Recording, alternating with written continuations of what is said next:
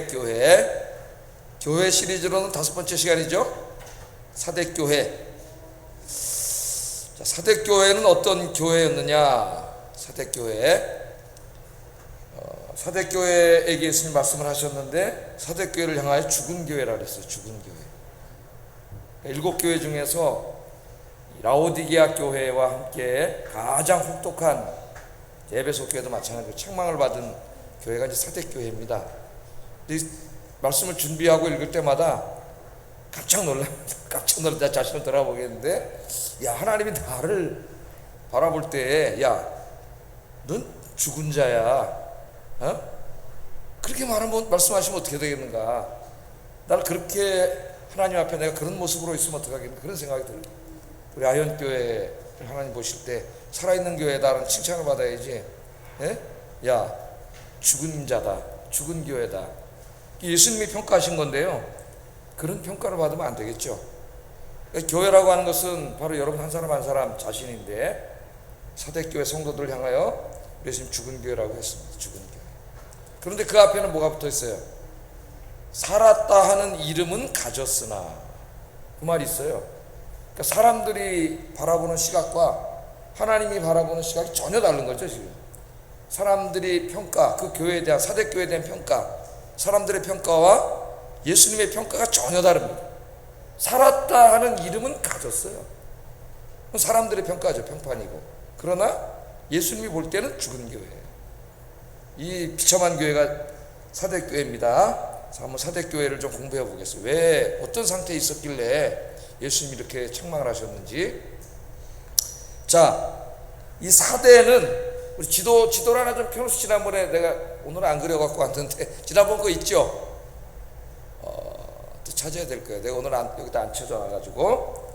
사대라고 하는 도시는 이제 BC 한 1200년 정도, 아주 오래된 도시죠. 주전 한 1200년 정도에 세워졌던 도시로서 그 리디아 왕국의 수도였습니다. 그러니까 리디아가 어디냐면은 그 7교회가 모여 있는 곳 있죠. 그 티르키의 저 지중해 쪽으로 이렇게 네모나게 뾰족하게 나오는데, 저 위 조그만 사진을 보면은 여기가 리디아 왕국이에요. 여기가. 그러니까 지금은 이게 한 나라죠. 티르키에.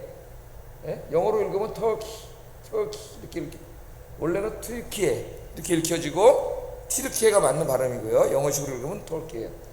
이 터키가 지금 한 나라이고 큰 나라지만은 이 당시에는 여러 나라로 나뉘어져 있었습니다.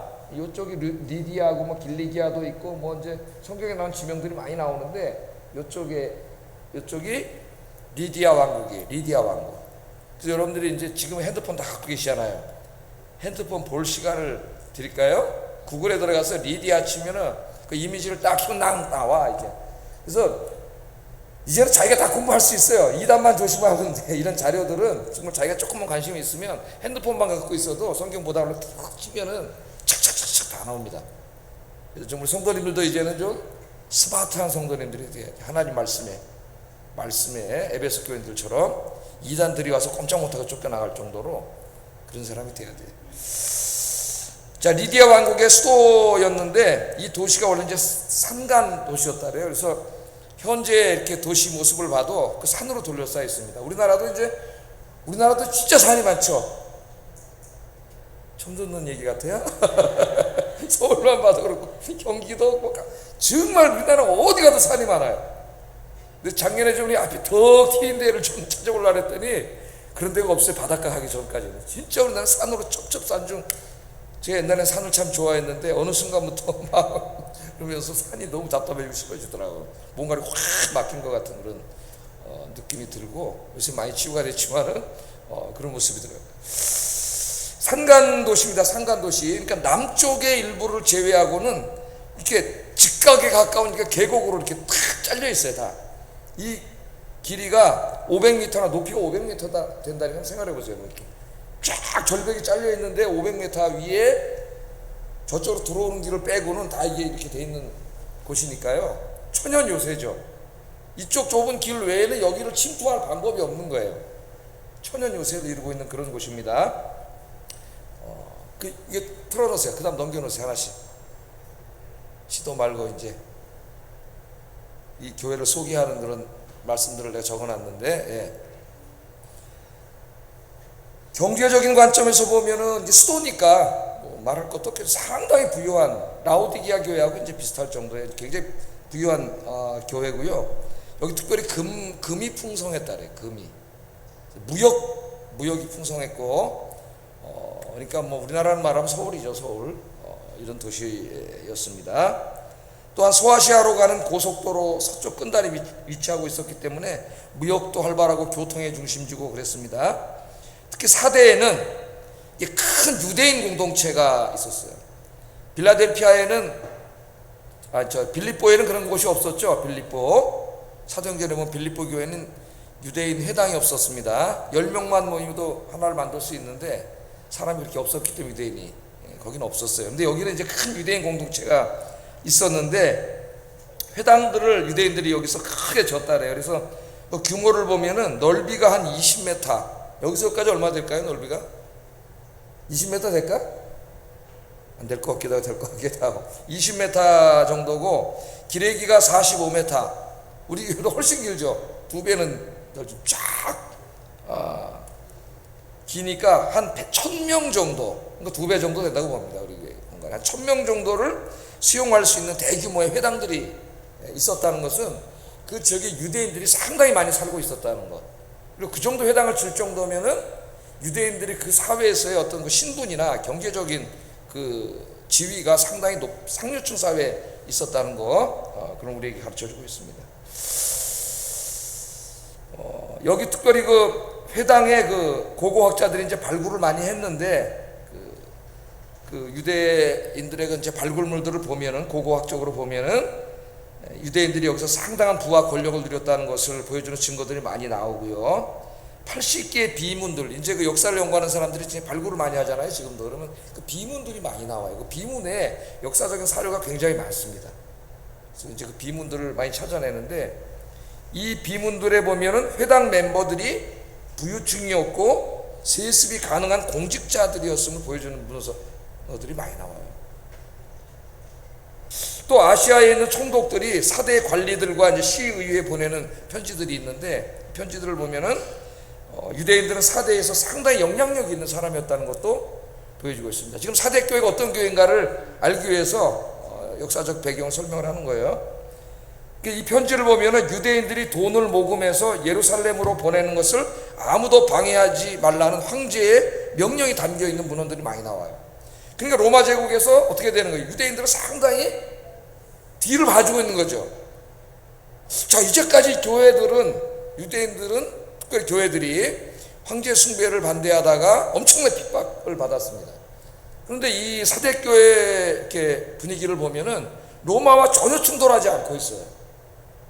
로마인들이 상당히 호의적으로 보고 있고, 거기서 높은 관직에도 오르고 있고, 경제적인 부도 많이 누리고, 자기들 회당을 짓고 이렇게 살고 있습니다.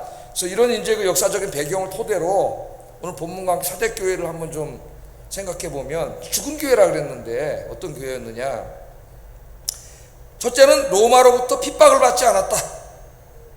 핍박을 받으려면은 어떻게 해야 돼요? 황제 숭배를 거절하고, 그들의 그런 이 종교 정책이나 이런 것을 반대하고 이렇게 해야지 핍박을 받는데, 핍박을 안 받았다는 건 뭘 보여줘요? 적당히 섞여 살았다는 거죠. 로마의 눈에 나지 않았다는 거예요. 정치와 밀월 관계, 우리 교회들이 제일 조심해야 될 게 정치와 밀월 관계를 갖는 겁니다. 우리나라 이상하게 교회가 진보적인 교회는 진보 정권과 보수적인 교회는 보수 정권, 정치적인 진보, 정치적인 보수가 신학적인 진보, 신학적인 보수와 같이 가는 형태. 이 미국에도 그래요. 그런 모습이 나타나서 자기들 그 성향에 맞는 사람 정권 잡을 때 교회가 은근히 밀월 관계를 가지려고 하는, 지금은 또 이렇게 좀 보수적인 정권이 들어왔을 때 보수적인 교회가 그런 관계를 가지려고 하는 게 굉장히 잘못된 거예요. 교회는 항상 선지자적인 입장에 서서 하나님의 말씀을 중심으로 이 정권이 과연 정의로운 일을 시행하고 있는가를 감시하고 기도하고 이끄는 것이지, 이제 보수 정권 됐네, 거기 가서 무조건 또 이런 것은 참 부끄러운 일이다, 교회가. 근데 여기 지금 이제 그런 모습을 보여주고 있습니다. 또 이 사대교회 성도들은 굉장히 이제 부유한 도시에서 부유하게 살았고, 또 사회적인 신분도 고위공직에 있는 분들이 많고, 그런 사람들이었다. 그런 걸 알 수가 있고요. 또 이제 회당 규모로 볼 때 이제 유대인들 중에 예수를 믿게 된 사람들이 그 회당과 경쟁하느라고 교회 건물을 상당히 크게 졌을 것이라고 신학자는 추측하고 있어요. 적어도 회당 건물 정도. 지금도 이제 교회 크게 짓기 경쟁, 그죠? 누가 얼마큼 졌는데 몇 석 들어갔는데 그런 거 잘못하면 이제 경쟁이 될 수가 있어요. 그래서 아마 규모도 회당 정도구만. 1000명, 옛날 건물 중에 여러분 1000명이 들어간다 그러면 어마어마한 거죠. 지금도 그런데. 그런 교회당도 크게 진 그런 교회. 자, 그럼 생각을 해보세요. 경제적으로도 여유롭고 정치와 밀월 관계에 있기 때문에 로마 정책에 이렇게 반대하고 뭐 이런 게 없기 때문에 핍박도 없어. 편안해. 오히려 황제가 막 예루살렘 고향으로 돈 보내는 것 막지 말라고 막 이런 편지까지 막 보내고 사대교회 그 관리들에게 뒤봐주는 이런 모습을 하고 있는 거죠. 그런 가운데 그냥 주일날이 되면 교회 와서 예배드리고 편안하게 부요한 가운데 편안하게 그냥 예배드리는 그런 교회. 그러니까 그렇게 사람들이 볼 때는 참 부러운 교회. 야, 저게 큰 교회 건물도 크게 짓고 사람들 주일날 모이고 이렇게 돈도 경제적으로도 전혀 부족함이 없고 재정적으로도 이 사회도 이렇게 좀 걸려있고 이런 쪽 갖고 잘 이렇게 되는 것 같고 저게 참 부러워했는데 그래서 살았다 하는 이름은 가졌어요.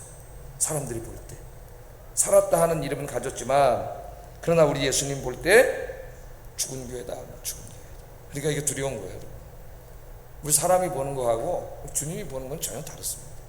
죽은 교회다. 개인에게도 적용할 수가 있어요. 사람들이 볼 때 저분 이렇게 신앙생활 저렇게 살아있는 신앙생활을 한다고 생각하는데 우리 주님이 보실 때 너는 죽은 자다 그럴 수 있다는 거예요. 이건 뭐 어떻게 알겠어요? 자기가 말씀을 들으면서 하나님 앞에 자기를 평가해 봐야죠. 자, 그래서 이제 그 다음에 항상 예수님이 자기의 모습, 그 교회 상황과 맞는 자기의 모습을 보여주신다 그랬죠. 어떤 모습으로 보여주시냐면은 1절 한번 읽어보겠습니다. 시작.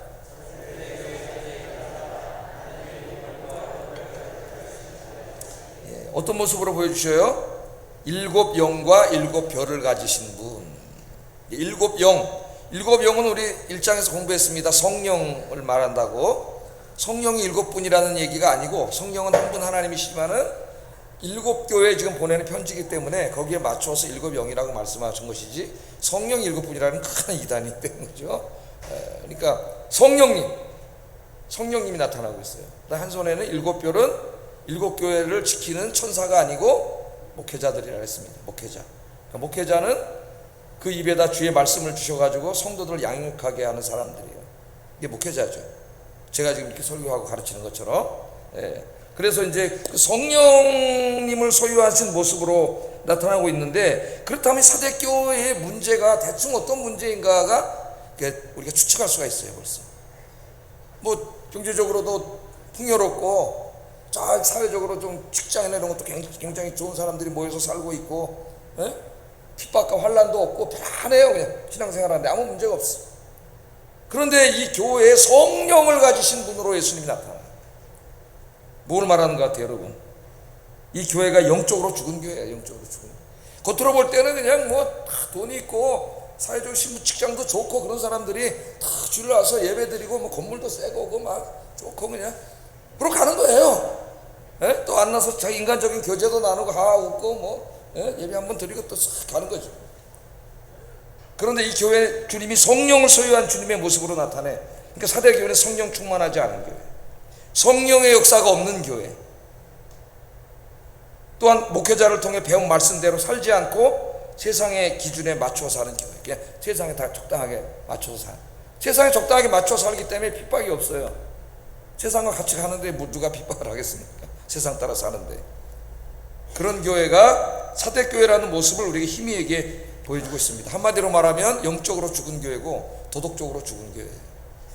사람들이 볼 때는 저 교회 그러는데 우리 주님이 볼 때 무슨 너희는 죽었다 이렇게 말합니다. 자, 1절 하반절에 내가 내 행위를 아노니 내가 살았다 하는 이름은 가졌으나 죽은 자로다. 예수님 그렇게 말씀을 합니다. 그러니까 이 살았다 하는 이름을 가졌다는 거, 그건 사람들의 평가죠. 사람들이 볼 때는 또 우리도 그러잖아요. 어떤 교회 너무 좋고 막 교회 이렇게 잘 지고 막 사람도 많이 모이고 막 우리가 그러잖아요. 정말 살아있는 교회야. 그런데 꼭 그렇지 않을 수도 있다는 거예요. 물론 그럴 수도 있지만 그렇게 뭐 큰 교회가 잘못됐다 그런 말씀을 하는 게 아니죠, 예수님이. 그러나 꼭 그렇지는 않다는 거예요. 살아있는 교회는 아니라는 거예요. 그 사람의 겉모습이 저 사람 신앙생활 그렇게 하는 거 보니까 괜찮은 것 같은데 주님이 볼 때는 죽은 사람일 수 있다는 거예요. 넌 죽은 사람이다. 그렇게 이야기하고 있습니다. 첫 번째는 아까 제가 뭐라 그랬어요? 영적으로 죽은 사람이다. 하나님은 살아계신 거 믿습니까? 하나님은 교회에 그의 영이신 성령으로 예배할 때 임재해 계신 거 믿습니까? 여러분의 마음속에도 성령님 계신 거 믿습니까? 정말로 믿습니까? 그럼 그 성령의 역사가 나타나는 교회가 돼야 돼요. 네? 너무 요새 교회가 이성화되고 합리화돼서 성령의 역사라는 이 말조차도 사라져버렸어요. 이제. 그냥 사람들이 모이는 곳이 돼버렸어요. 모이는 곳이. 네? 그럼 좋은 성가대 음악 한번 듣고 시원한 에어컨에 앉아서 딱 떠서 또 오케스트라도 큰 교회 가면 크고 아이고 헌금만 10,000원 싸게 내고 잘 들었네. 그렇게 됐을 때 신앙이 개마 다 했다면서 하나의 어떤 종교 생활 같은 것이죠. 근데 우리가 교회의 진짜 모습을 보면 사도행전에서 예루살렘 교회 모습을 보면 예루살렘 교회 성도는 전혀 그런 교회가 아니에요. 성도 한 사람 한 사람이 다 성령 충만한 사람들이고 그 사람들이 모이면 뜨겁게 기도하고 흩어지면 전도하고 그래서 많은 사람들이 주일마다 또 새로운 사람들이 교회에 오고 이 막 엄청난 폭발적인 성령의 역사가 일어나는 교회인데 교회마다 그런 수준이 다 다르겠죠. 영적인 수준이. 그런데 이 사도교회는 거의 이게 다 죽었다는 거예요. 죽었어요. 그래서 이 교회에 예수님이 요구하는 것은 다시 성령 충만을 회복하고 예배하며 전도하며 기도하는 교회가 돼야 돼요. 그 성도들이. 이게 중요한 메시지입니다. 이 사대교회. 그래서 우리 예수님이 그 모습을 7영을 가진 모습으로 나타난 거예요. 7명. 성령의 모습으로. 성령 충만을 회복하라. 여러분 예수님을 믿을 때에 아무 일도 일어난 것이 아닌 것이 아니고 하나님의 성령께서 그 믿는 자에게 임재하시는 거죠. 그 사람에게 임하는 거예요. 그것을 우리가 성령 세례라 그래요. 성령 세례. 인침받았다는 게 구원받은 거예요. 성령이 없는 자는 구원받지 못한 자예요. 성령이 그 임재에 계십니다. 그런데 그 성령의 세례는 취소될 수 없어요. 왜냐하면 구원이 취소되는 거예요. 그러면 가톨릭이나 이제 알미니안, 감리교 이런 알미니안주의에서는 구원이 취소될 수 있다고 가르칩니다. 교회에서 지금도. 그러니까 우리가 예수 믿고 구원 받았지만 너무 그 사람의 삶이 엉망진창이고 너무 큰 죄악을 지면은 구원에서 탈락할 수 있다고 가르쳐요. 가톨릭은 탈락한다고 가르쳐요. 그러니까 삶이 굉장히 강조되는 거예요. 근데 이제 우리 장로교는 예정론을 가르칩니다. 하나님의 한 번 선택은 취소될 수 없고 하나님의 구원은 실패할 수 없다고 가르쳐요. 이제 성경적으로 읽으면 두 가지가 다 나타나는 것 같아요. 사실은 우리 이제 장로교 견인교리라고 하는데 믿는데 그러다 보니까 삶이 엉망진창이 돼요. 내가 이미 한 번만 구원받으면 구원받 천국 가는데 삶이 어때? 은혜로 받는 거지 이러면서 윤리와 삶이 없어져 버려. 그 교회가 이 모양이 됐어요. 그리스도인들의 삶이. 자, 여기 이제 이 교회 예루살렘 교인들은 그 늘 기도에 힘쓰고 성령 충만한 교회, 막 생명이 살아나는 역사가 날마다 일어나고 좀 하나님의 살아계심이 예배 드릴 때도 막 느껴지고 막 이런 교회였다고요. 근데 사대교회는 이제 그런 게 싹 빠진 거예요. 싹 빠진 거예요. 좋은 설교 강의도 있고 있는지 모르지만은 그 성령의 역사가 없어져 버렸어요. 그래서 우리 예수님은 성령의 모습으로 보여줍니다. 성령 충만은 하나님의 명령이에요. 명령. 에베소서 5장 18절 한번 읽어보겠습니다. 시작. 성령의 충만함을 받으라. 그래서 제가 아까 말씀드렸듯이 성령 세례는 취소되지 않지만 성령 충만은 잃어버릴 수 있습니다. 성령 충만은. 그러니까 여러분 성령 충만은 뭐예요? 성령님이 나를 사로잡아서 내 안에 오셔서 나를 온전히 지배하시는 상태입니다. 나를 온전히 지배하셔서 어떻게 돼요? 성령이 나의 삶을 온전히 이끌어 가시고 그래서 성령의 능력이 하나님의 능력이죠. 성령의 능력이 내 안에 충만한 상태. 성령 충만이에요. 그럼 성령의 열매가 맺혀져요. 보일 정도로 성령의 열매가 맺혀집니다.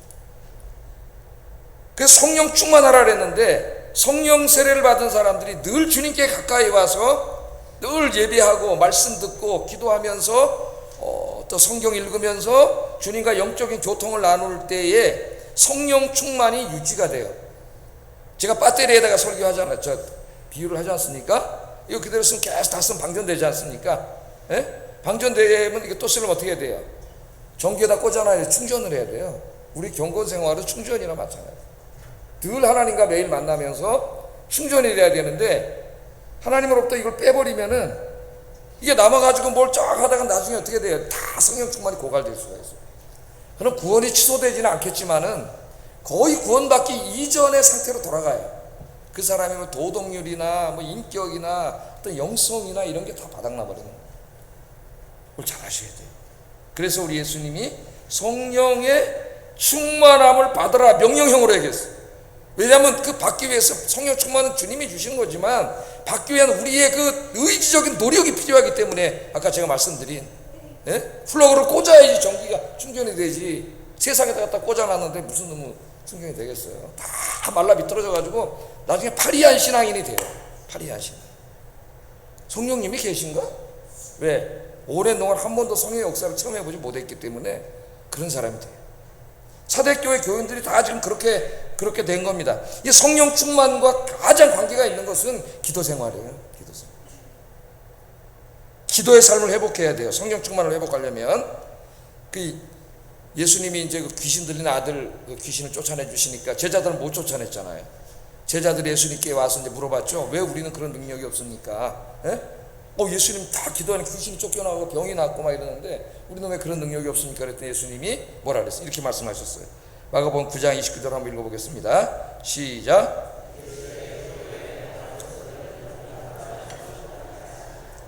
기도 외에 다른 곳으로는 이런 종류의 기적이 나갈 수 없다.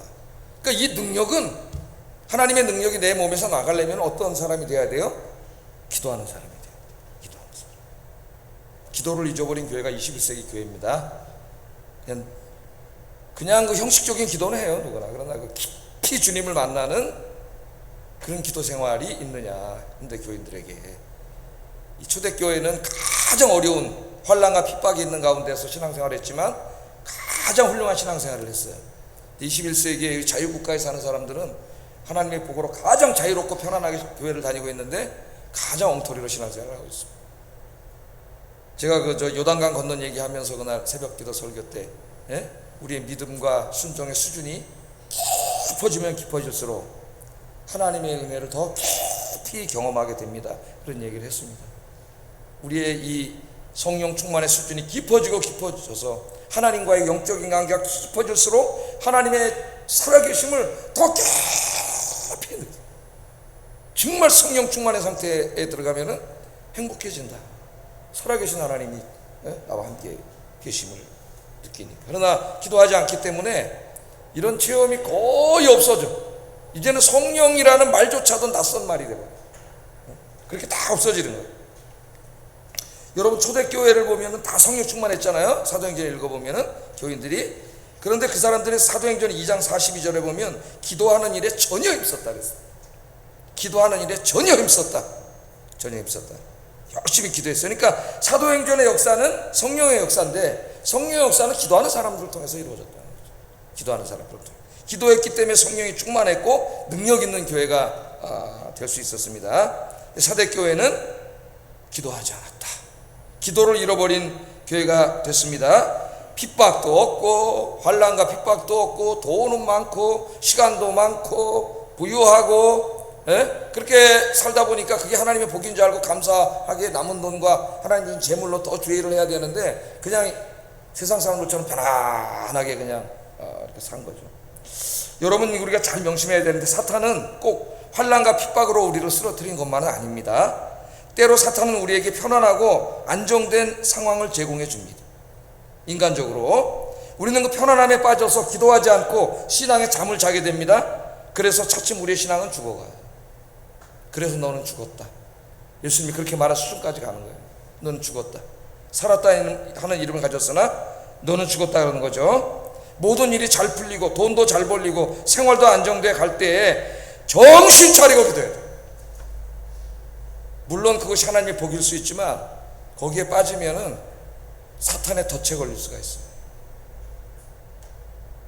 마귀는 그것들을 이용해서 우리를 신앙의 죽음으로 몰고 갈 수 있습니다.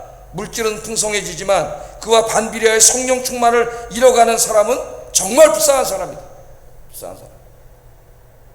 우리 하나님 앞으로 돌아와야 돼요.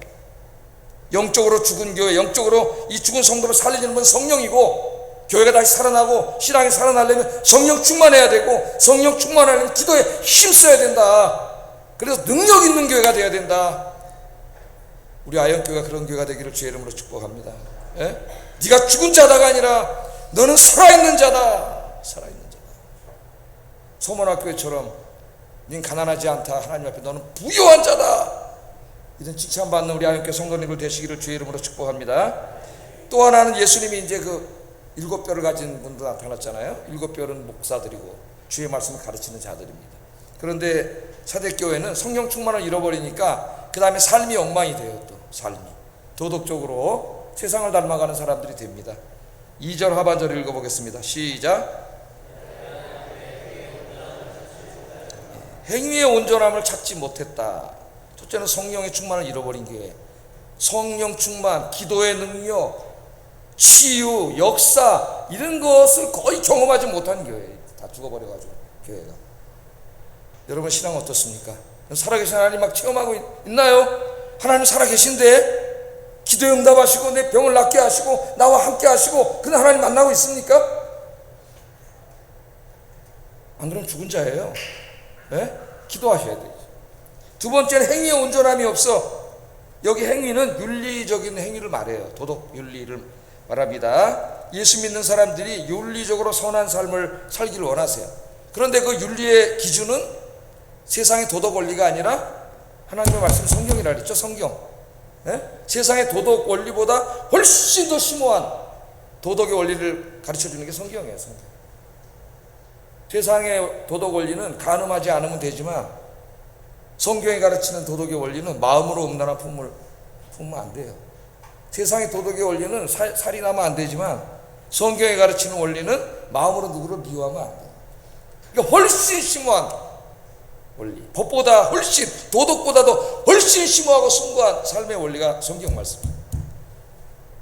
이 말씀대로 살아야 되죠. 그래서 마태복음 5장 48절에 산상설교, 즉 제자들의 삶을 가르치는 말씀에서 우리 예수님이 이렇게 가르쳤어요. 하늘에 계신 너희 아버지의 온전하심 같이 너희도 온전하라니까 하나님 우리에게 요구하시는 그 도덕의 수준은 온전함이에요. 근데 그 누구같이? 하나님같이. 하나님 우리에게 얼마나 원하시는 수준이 높은지 하나님같이 우리가 온전한 자가 되어야 된다. 그리고 이제 산상설교를 읽어보면은 여기 보면 원수를 사랑하는 것, 용서하는 것, 세상의 빛과 소금이 되는 것, 이웃을 긍휼히 여기는 것, 분내지 않는 것, 정직하게 사는 것, 구제하는 것, 남을 비난하지 않는 것, 돈을 사랑하지 않는 것, 거짓 맹세하지 않는 것, 다양한 삶이 나오죠. 산상설교 마태복음 5장부터 10장까지 보면은 이러한 삶에 있어서 온전하라는 거예요. 정말 그렇게 살 수 있을까요, 사람이? 예? 왜 오른뺨을 때렸는데 왼뺨을 돌려댈 수가 있을까요? 내 원수를 사랑하고 위에서 축복할 수 있을까요? 우리로서는 불가능해. 그러니까 기도해서 성령 충만해야 돼요. 그렇게 살려고 노력해야 돼요. 그러니까 그렇게 어떻게 삽니까? 그럼 다 구원받지 못하나요? 오해하지 마시고 그렇게 살려고 하는 그 몸부림이 있어야 된다는 것이라 그랬죠. 산상설교는 그렇게 살 수 있는 사람은 없어요. 100% 노력을 하고 그렇게 살려고 애쓰고 인간의 연약함 때문에 그렇게 못했을 때는 하나님 앞에 정말 가슴을 치면서 회개하고 기도하고 다시 올바른 삶으로 돌아오려고 하는 그런 하나의 몸부림을 말하는 겁니다. 완전한 건 없어요. 완전하게 어떻게 살아요 우리가 이렇게. 그건 다 지옥까지. 그것을 말하는 거예요. 자, 예수님이 이렇게 말씀하셔요. 그러면서 3절에 그러므로 내가 어떻게 받았으며 어떻게 들었는지 생각하고, 받고 듣고 이거는 이제 목회자를 통하여 들려오신 하나님의 말씀이죠. 그 말씀 받는다고도 하고 들린다고도 하는데 그 말씀 잘 생각해서 거기대로 살지 못한 거를 회개하고 그 말씀에 살으라니. 그러면서 뭐라 그래요? 일 깨지 아니하면, 이걸 이제 그렇게 살지 않으면 그 말이 되는 거예요. 그렇지 않으면 내가 도둑같이 이른다 그랬어요. 어느 때 이르는지 알지 못하노라. 성경에 보면 도둑같이 예수님이 온다는 말 다음에는 뭐가 나와요? 심판에, 하나님의 심판 얘기가 나옵니다. 근데 이거는 이제 성경적인 배경도 있지만은 그 사대교회 역사와도 관계가 있어요. 역사와도. 요한계시록이 기록되기 한 600년 전인 546년 BC에 페르시아의 고레스 왕이 사대를 공격하여 함락을 시킵니다. 저 페르시아에 쳐들어와가지고 터키까지 쳐들어와서 이제 여러분들은 뭐 300명의 용사들 이래서 많이 봤을 거예요. 페르시아 왕들은 함락을 시켜요. 근데 사대는 아까 뭐라 그랬어요? 그래서 배경을 아는 게 중요해. 500m 이 절벽으로 딱 90도 잘린 곳에 저 들어온 입구를 빼고는 되기 때문에 천연 요새라 그랬잖아요. 아무도 쳐들어올 수 없다고 생각을 했어요. 이 사람들이 안전하다고 생각을 했는데 이 페르시아의 고레스, 페르시아 군대가 엄청 용감했지 않습니까? 그 일로 쳐들어와 가지고 함락이 됐어요. 이 얘기가 무슨 얘기인지 사대교인들은 알아. 일깨우지. 그래서 그 말을 한 거예요. 군인들이 깨어서 경성에서 나라를 지켜야 그걸 막을 수 있었는데 천연 요새이기 때문에 태평했다는 거죠. 그때 페르시아 군대가 와서 다 망해버렸거든. 그 얘기를 하는 거예요. 일깨워서 경성에서 자신을 지금 돌아보고 이 죽은 상태에서 살아나려고 몸부림쳐야 되는데 그렇게 안 하면 그 군대가 들어와서, 페르시아 군대가 들어와서 그냥 사대를 멸망시킨 것처럼 도적같이 예수님이 오신다는 겁니다. 심판을 말하는 거예요. 두려운 말씀이에요. 예수님이 지금 분명히 말씀해 주셨는데 너는 살았다는 이름을 가졌으나 죽은 자다, 죽은 자다, 그렇게 말씀을 하셨습니다. 예수님이 갑자기 찾아오시는 거죠. 주님의 찾아오심이 복 주시기 위해 찾아오심이 돼야 되는데 이런 찾아오심이 되시면 안 되겠죠. 그래서 일깨워 회개하라고 이야기를 해요. 그런데 사대교회에 이제 희망이 있어요. 희망. 그래도 그래 라오디게아 교회보다는 난 거예요. 그래도 사대교회가 쭉 우리 공부해 봤죠. 그나마 희망이 있어. 사대교회 희망이 누구냐? 4절 한번 보겠습니다. 4절. 희망의 희망. 읽어보겠습니다. 시작. 예. 그러나 이 엉망진창에 너는 살았다는 이름을 가졌으나 죽은 자. 사람들이 볼 때는 와 교회도 크게 짓고 막 사람들도 돈도 많고 막 화려하고 깨끗하고, 예? 사람들은 와 저 교회 살아있는 교회네. 예수님 뭔 소리야? 저희 죽은 자야. 죽은 교회야 저거. 예? 예수님 이렇게 말씀을 하시잖아요. 그런데 그 교회 안에 그래도 다 죽은 게 아니야. 그래서 라오디게아 교회보다는 난 교회, 에베소 교회보다 누가 있어요? 옷을 더럽히지 아니한 자 몇 명이 있구나. 옷을 더럽혔다는 말은 이제 계시록 문맥에서 보면은 그 깨끗한 세마포 옷과 대조돼 항상 나옵니다. 구원받지 못한 상태, 또 도덕적으로 죄를 많이 지은 상태 할 때 옷이 더럽다 그래. 이제 또 배울 거예요. 계속 나와요. 요한계시록에. 그 옷을 더럽히지 않은 상태는 영적으로 또는 도덕적으로 나머지 대부분의 사람들처럼 살지 않고 그래도 그 가운데 끝까지 어떻게 성령 충만하고 기도하고 믿음을 지키고 그 말씀대로 살려고 몸부림치며 살았던 사람이 몇 명 있다는 거야. 몇 명이. 오늘 오후에 배우신 우리 아영교 성도님들이 다 여기에 포함되기를 주의 이름으로 축복합니다. 그래도 아영교 오후 예배 가보니까 이 졸린 시간에 그래도 이 강해를 들으려고 하는 이 살아있는 자가 여기에 있구나. 몇 명 되실까요? 여기 지금 한 100명 될래나요? 여기에 있구나. 할렐루야. 너희들은 살아있는 자다. 아유, 희망이 생기잖아요. 희망이. 그럼 남은 집에 가서 자신 한번 점검해 보세요. 주님 날 보실 때 살아있는 자라 그럴지 죽은 자라 그럴지. 하나님의 평가가 중요하지 않겠습니까? 여러분, 이 사람들에게 뭐라 그래요? 이제 이 죽어가는 것을 살리는 사명을 주셨어요. 살리는. 이제 코로나 이후에 한 4년 동안 이제 많이 영적인 침체기 있었는데 이제 여러분들이 기도하는 분, 또 이렇게 전도하고 성령 충만한 분이 되셔서 이 아영교회를 그냥 확 살리는 여러분 되기를 주의 이름으로 축복합니다. 서문학교회처럼 만들기를 주의 이름으로 축복합니다. 우리 예수님이 이제 그런 사람들에게 상 주신다 그랬어요. 5절 한번 읽어보겠습니다. 시작.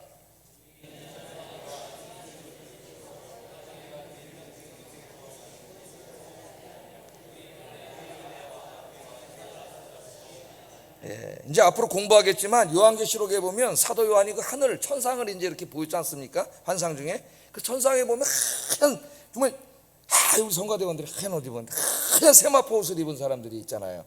그 두 가지로 얘기해요. 계시록에는 하나는 예수 그리스도의 피로 그 죄를 깨끗이 씻음 받은 사람들, 구원받은 사람이죠. 그리고 또 하나는 도덕적으로 깨끗하게 산 사람들이에요. 100%못 살았겠지만 그 살려고 몸부림쳤던 사람들, 예? 그 사람들이 하얀 세마포. 그러니까 이런 사람들에게는 우리 예수님이 하얀 세마포 옷을 입혀주셔야지. 결혼식 날 신부들이 하얀 세마포 옷을 입잖아요. 그 순결함과 깨끗함 상징하는 것인데 우리 예수님이 그렇게 해주시는 거죠. 물론 우리가 완전해서가 아닙니다. 우리는 완전하지 않지만 이제 그렇게 살려고 노력했던 사람들, 여기 이기는 자로 나오는데 주님의 보혈로 깨끗하게 해주시는 거죠. 생명책에서 결코 지워지지 아니라. 여러분, 저 하나님 나라 천국에서 살려면은 거기 천국 주민등록 명부에 여러분 이름이 있어야 돼요. 생명책에. 그 생명책에 이름이 있어야 돼요. 그 이름을 지우지 않고. 그 다음에 또 뭐라 그러셨어요? 천사들 앞에서 시인한다 그랬어요. 자랑해 우리 하나님이. 야, 저 사람들 봐라. 에? 얼마나 영광된 복입니까? 물론 한마디로는 구원받고 영생을 얻는 복인데 이걸 조금 상황에 맞춰서 다양하게 설명하고 있다 그랬죠. 우리 하나님께서 주님이 입혀주실 하얀 세마포를 기대하면서, 주님이 천사들 앞에서 칭찬해 주실 그 모습을 기대하면서 오늘 죽은 자가 아니라 주님 앞에 살아있는 자로 사시기를 주의 이름으로 축복합니다. 기도하겠습니다. 기도하겠습니다. 말씀을 요약하면서 기도의 제목으로 삼겠습니다. 기도의 삶을 회복하게 하시고 성령 충만한 그리스도인, 영적으로 능력 있는 그리스도인이 되게 하소서. 하나님의 말씀을 잘 듣고 묵상하여 나의 삶의 모든 영역에서 말씀대로 도덕적으로 선하게 살게 하소서. 옷을 더럽히지 않은 자가 되게 하시고 우리 아영교회를 영적으로 도덕적으로 죽은 교회가 아니라 살아있는 교회로 만드는 남은 자들이 되게 하소서. 기도하겠습니다.